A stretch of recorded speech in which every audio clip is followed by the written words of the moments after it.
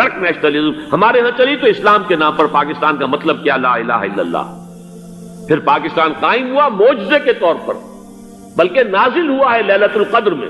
انا انزلناہ فی لیلۃ القدر، جیسے قرآن نازل ہوا لیلۃ القدر میں، یہ پاکستان بھی نازل ہوا لیلۃ القدر میں. اس کا برقرار رہنا ابھی تک معجزہ ہے. ہندو یہ سمجھتا تھا، کانگریس سمجھتی تھی کہ جھٹپٹ ختم ہو جائے گا.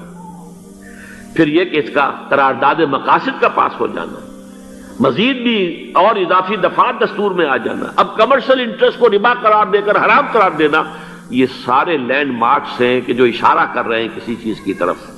معاملہ کدھر جا رہا ہے؟ پھر یہ کہ یہ جو 14ویں صدی کے مجدد تھے شیخ الہند، اس کے بعد سے کچھ ایسی شخصیتیں عظیم پیدا ہوئی ہیں ہند میں، جن کو میں سمجھتا ہوں کہ 14ویں صدی کے مجدد اور 15ویں صدی کے مجدد کے درمیان یہ 15ویں صدی کے مجدد کی راہ کو سیدھا کرنے والے، جیسے کہ حضرت یحییٰ نے کہا تھا میں تو آنے والے کا راستہ سیدھا کر رہا ہوں حضرت عیسیٰ کے لیے، ایسے ہی 15ویں صدی کے لیے امام مہدی کے لیے راستہ صاف کرنے والے سب سے پہلے علامہ اقبال، جنہوں نے اسلام کا تصور دین کی حیثیت سے دوبارہ زندہ کیا ہے، ورنہ اسلام ایک مذہب کی شکل اختیار کر چکا تھا. پھر مولانا مودودی، مولانا ابوالکلام آزاد حکومت الہیہ کے نعرے کے ساتھ میدان میں آئے. یہ اقبال نے جو تصور پیش کیا تھا اس پر عملی جد و جہد کے لیے حزب اللہ قائم ہوئی. نوٹ کر لیجئے 11 برس کا فرق ہے عمر کا علامہ اقبال کے اور ابوالکلام کے. اور 1913 میں جب حزب اللہ قائم کی ہے اس وقت علامہ اقبال کی ملی شاعری اپنے عروج کو پہنچ چکی تھی. پھر یہ کہ علامہ اقبال کے بعد تعمیل جو ہے اس کام کی وہ ابوالکلام نے کی، لیکن روایتی علماء کی شدید مخالفت کی وجہ سے وہ بددل ہو کر چھوڑ گئے، کانگریس میں شامل ہو گئے. بساط جو ہے حزب اللہ کی انہوں نے لپیٹ دی. پھر مولانا مودودی آئے، انہوں نے وہ ڈور جو ہے اس کا سرا تھاما، جماعت اسلامی قائم کی حکومت الہیہ ہی کے قیام کے لیے. اگرچہ میرے نزدیک یہ کہ وہ انتخابی اور ایک قومی سیاست کی ایک جماعت بن کر پاکستان میں جو ہے دلدل میں پھنس گئی ہے. اب ہم اس کی کوشش کر رہے ہیں، تنظیم اسلامی اور یہ تحریک خلافت جس کے تحت یہ جلسہ ہو رہا ہے، یہ ساری چیزیں وہ ہیں کہ آپ کو سوائے پاکستان کے اور کہیں نہیں ملیں گی پوری دنیا میں. معلوم ہوتا ہے کہ پاکستان کو بہت بڑا رول پلے کرنا ہے اس میں. اور اس کے ساتھ اب جمع کر لیجئے افغانستان کی عمارت افغانستان، اسلامی عمارت افغانستان قائم ہو چکی ہے. یہ پچھلے 20 سالوں میں جو کچھ وہاں ہوتا رہا ہے اس سے پہلے تصور نہیں ہو سکتا تھا. کابل جو ہے وہ تو جیسے پیرس کا تمدن تھا ویسے کابل کا تھا، وہی لباس، وہی سکرٹس. یہاں جب آئے تھے شاہ ساحل ظاہر شاہ سرکاری دورے پر تو ان کی جو ملکہ صاحبہ تھی ان کے ساتھ وہ سکرٹ میں ملبوس تھی. کابل جو ہے وہ بالکل ایک پیرس کی طرح کا شہر تھا. آج کابل جو ہے جا کر دیکھیے، علامہ اقبال کے فرزند بھی دیکھ کر آئے ہیں تو اگرچہ وہ خود میں سمجھتا ہوں کہ خاصے انہیں آپ لبرل کہیں، آزاد خیال کہیں، لیکن اس درجے متاثر ہو کر آئے تھے کہ انہوں نے یہ کہا افغانستان میں جو میں نے حالات دیکھے ہیں کہ اگر 2-4 اور مسلمان ملکوں کے اندر یہ نظام قائم ہو جائے تو پوری دنیا مسلمان ہو جائے گی. یہ سب کچھ کیسے ہو رہا ہے؟ یہ آنے والے دور کی جھلکیاں ہیں. Coming events are casting their shadows before. یہ سب بتا رہے ہیں کہ پاکستان افغانستان کو مل کر اس میں کوئی عظیم رول پلے کرنا ہے. اور اس کے ضمن میں اب میں علامہ اقبال کے بارے میں آخری بات کہہ رہا ہوں.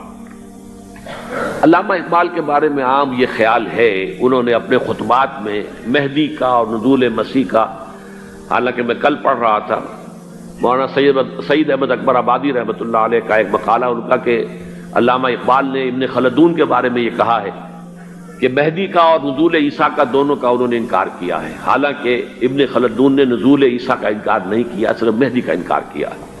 بہرحال علامہ اقبال نے خطبات میں انکار کیا ہے. لیکن یہ کہ اپنی شاعری کے اندر میں چیلنج کرتا ہوں کسی بڑے سے بڑے اقبال شناس کو، ان کا یہ شعر ذرا سنیے. خضر وقت از خلوت دشت حجاز آید بروں، کارواں زی وادی دور و دراز آید بروں. خضر وقت، امام وقت، رہنمائے وقت، قائد وقت، خلوت دشت حجاز، حجاز کی صحرا کی کسی خلوت گزینی سے نکل کر باہر آئیں گے. میں حیران ہوتا ہوں علامہ کے اس فکر پر اور اس مصرے پر. یہاں انہوں نے شیعہ اور سنی دونوں کے کانسیپٹ جمع کر دیے. شیعہ کا کانسیپٹ یہ چھپے ہوئے کسی غار میں وہاں سے برآمد ہوں گے، اور ہمارا کون سا، میں ام سلمہ رضی اللہ تعالیٰ عنہ کی حدیث سنا چکا، چھپے ہوئے ہوں گے وہ وہاں پر، مدینے سے نکل کر آ کر مکے میں چھپ جائیں گے، اس خانہ جنگی کی حالت میں لوگ ان کی طرف دیکھ رہے ہوں گے، سوچتے ہوں گے انہیں میدان میں آنا چاہیے، کوئی پارٹ پلے کرنا چاہیے، امت کی رہنمائی کرنی چاہیے، لیکن وہ چھپیں گے، وہ کارے ہوں گے، وہ اس ذمہ داری کو قبول نہیں کرنا چاہیں گے، جا کے چھپ جائیں گے مکے میں، وہاں سے مکے والے انہیں نکالیں گے، اور وہ کارے ہوں گے، انہیں بالکل یہ پسند نہیں ہوگا کہ یہ ذمہ داری اٹھائیں۔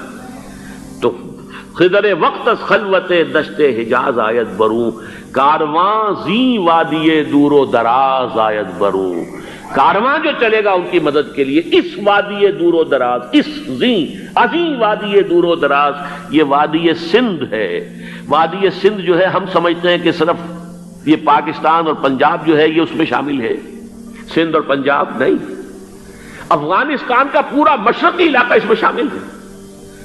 جیسے دریائے جہلم سندھ میں جا رہا ہے، جیسے دریائے گلگت سندھ میں آ کر ملتا ہے، جیسے دریائے چناب اور راوی اور جہلم اور یہ سب جا رہے ہیں اور آ رہے ہیں، اسی طرح دریائے کابل کہاں سے آ رہا ہے، دریائے گومل کہاں سے آ رہا ہے، ٹوچی کہاں سے آ رہا ہے، یہ سارا جو ہے ڈرین جو ہو رہا ہے، ایسٹرن جو ہے پارٹ آف افغانستان، یہ سب وادی ہے۔ اس وادی کے یہ دو حصے ہیں، ایک حصہ جو ہے یہ ادھر پاکستان میں ہے، اور اسی وادی کا دوسرا حصہ جو ہے وہ افغانستان میں ہے۔ کارواں زیں وادی دور و دراز آیت بروں، کارواں چلے گا یہاں سے، یخرج ناس من المشرق یؤتون للمہدی، یعنی سلطان ہی مشرق سے فوجیں چلیں گی کہ جو مہدی کی حکومت قائم کریں گی، اور یخرج من خراسان رایات و سود، اور خراسان سے سیاہ پرچم چلیں گے کہ جن کا رخ کوئی موڑ نہیں سکے گا، حتیٰ تنصب بیلیا، یہاں تک کہ وہ جا کر یروشلم کے اندر نصب ہو جائیں گے۔ حضرات، میں ایک میری گفتگو کا حصہ باقی تھا لیکن میں اسے چھوڑ رہا ہوں، اس لیے کہ گلوبلائزیشن جو اس کی ہوگی، جو خلافت علی منہاج النبوہ کی تجرید کامل حضرت مہدی کے ہاتھوں عرب میں ہوگی، اس سے پہلے اس کے لیے محنت، کوشش، جد و جہد پاکستان اور افغانستان میں ہو چکی ہوگی جو اسے سپورٹ کرے گی اور وہاں جا کر حکومت قائم کرے گی۔ اس کے بعد گلوبلائزیشن کا جو مرحلہ اس کا ہے وہ حضرت مہدی کے ہاتھوں نہیں ہے، وہ حضرت عیسیٰ ابن مریم ان کے نزول کے بعد ہے، جن کے نزول کے بعد دجال کا خاتمہ ہوگا اور یہودیوں کا استحصال ہوگا، مسلمانوں پر بھی بڑی تکالیف عربوں پر آئیں گی، شدائد آئیں گے، لیکن یہ وہ میں حصہ جو اپنی گفتگو کا آج چھوڑ رہا ہوں اس لیے کہ میں دیکھ رہا ہوں کہ بعض حضرات کا صبر کا پیمانہ اب لبریز ہو رہا ہے، تو میں اس حصے کو پھر ملتوی رکھتا ہوں کسی دوسری محفل اور کسی دوسری مجلس اور نشست پر۔ آخری بات یہ کہہ رہا ہوں، ہم پاکستانیوں کے کرنے کا اصل کام کیا ہے؟ یہ بغدے میں آ پڑی ہے سخن گسترانہ بات۔ پہلی بات یہ کہ ہماری جد و جہد مرکوز ہو جانی چاہیے کہ یہاں خلافت علی منہاج النبوہ کا نظام قائم کرنے کی جد و جہد کریں۔ اس کے دو راستے ہیں، ایک سہل راستہ ہے، اللہ تعالیٰ جس کے لیے بھی اس کو سہل کر دے، اگر بظاہر تو بڑا مشکل ہے، نظر آتا ہے کہ لوگ اسے قبول نہیں کریں گے، کر لیں تو پھر بہت آسان راستہ ہے۔ تمام دینی جماعتیں پاور پالیٹکس سے، الیکشن کی سیاست سے وِڈرا کریں اور اپنی تمام توانائیاں متحد ہو کر مرکوز کر دیں۔ نمبر ایک یہ کہ پاکستان کے دستور میں جس قدر اسلامی دفعات آ چکی ہیں، ان کو جو غیر مؤثر کرنے والے چور دروازے ہیں وہ بند کروائے جائیں، جس کے لیے آپ کو یاد ہوگا میں نے مہم چلائی تھی نواز شریف صاحب کے دور حکومت میں کہ یہ ترامیم آپ مزید کر دیجئے، تو یہ جو چور دروازے ہیں جس کی وجہ سے قرارداد مقاصد ہو، دفعہ 227 ہو، یہ سب کے سب، اور یہ جو فیڈرل شریعت کورٹ ہے، یہ سب غیر مؤثر پڑے ہوئے ہیں، کاؤنسل آف اسلامک آئیڈیالوجی غیر مؤثر پڑی ہوئی ہے، ساری چیزیں موجود، پورا اسلام موجود ہے لیکن غیر مؤثر ہے۔ چور دروازے بند کر دو خدا کے لیے تاکہ یہ اس مؤثر ہو جائے، بڑی آسانی کے ساتھ، بہت ہی عمدگی کے ساتھ، بغیر کسی خون خرابے کے اسلامائزیشن آف لاس اور اس کی امپلیمنٹیشن شروع ہو جائے۔ اور نمبر دو یہ استیصال منکرات کے لیے امر بالمعروف نہی عن المنکر، اس کے لیے میدان میں آ کر کہ ہمیں نہ حکومت چاہیے نہ اقتدار چاہیے، ہمیں صرف یہ چاہیے یہ حرام ہے، یہ حرام ہے، یہ حرام، اسے ختم کرو، اسے ختم کرو، اسے ختم کرو، اس کے لیے میدان میں آئے۔ من رأى منکم منکرا فلیغیرہ بیدہ فإن لم یستطع فبلسانہ فإن لم یستطع فبقلبہ۔ حضرات، اگر یہ کام ہو